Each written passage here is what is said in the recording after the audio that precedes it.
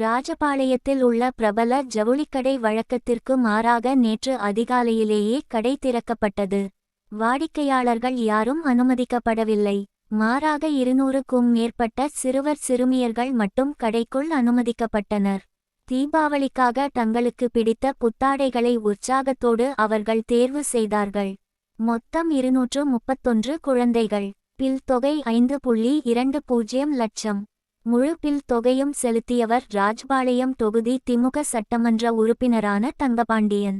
இவர் தனது சம்பள பணத்தை ஆதரவற்ற குழந்தைகளின் நலனுக்காக செலவிட்டு வருகிறார்.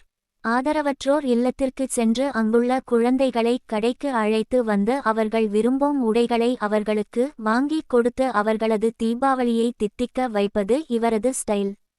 கடந்த 9 ஆண்டுகளாக தொடர்ந்து இப்படி செய்து வருகிறார்.